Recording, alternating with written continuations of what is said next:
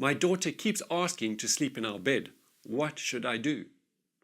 The original question was, "Hi Robin, I've been having really great breakthroughs with your courses, but maybe you can help me with this next situation. My daughter, age 6, keeps asking to come and sleep in our bed. Sometimes she just walks through in the middle of the night. How do we sort this out?"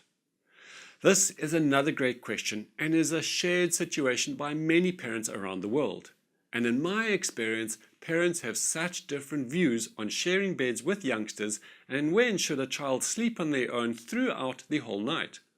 If this is a similar situation you find yourself in, then there are many different things you can try. Probably the most important question for you is first to determine how important is this for you, and what are you willing to do to get her to sleep in her own bed. In other words, the clearer you are on how important it is for her to sleep in her own bed, the more powerful your communication will be to her. And this has nothing to do with a loud or firm voice or you not being kind or considerate. It's got to do with the clarity of our message to her. But here are two interesting things that you can consider and see how it helps. The first is understanding that she needs something from you in this, or there is something of value for her in doing this with you. In our family, Kaylin, age 6 at that time, always wanted to come through to our bed and kept nagging and begging us all the time.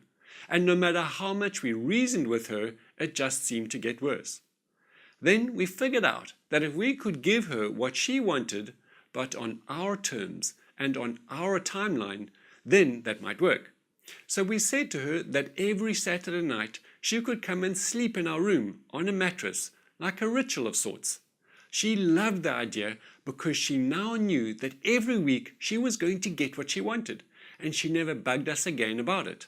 And she is now 10 years old, and we all love the special Saturday nights together. But remember that we were okay with this, and this doesn't mean that other parents will be fine. Now, this solution may not work for you, but there may be other things your daughter is needing or feeling that should also be considered. So what I'm getting to in this is for you to try and see what your daughter is needing from you, and then see how you can consciously give her this on your terms, so she doesn't have to spend her time and energy fighting for it. Once your daughter gets that you are also trying to make it work for her, her levels of cooperation will increase. I share a lot about our personal experience of getting Kaylin to go to sleep on her own when she was younger. We spent a lot of time finding ways to make her feel that she was part of the solution and not just the problem.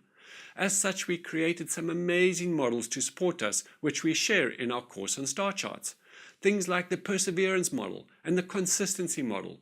All of these models are designed to support and motivate behavior change opposed to blame and make the child feel guilty. And in that course, we show you how to cleverly avoid using bribes, rewards, or corrupt manipulation. Look for the links to my blog where I share more about using these models to help change sleeping patterns.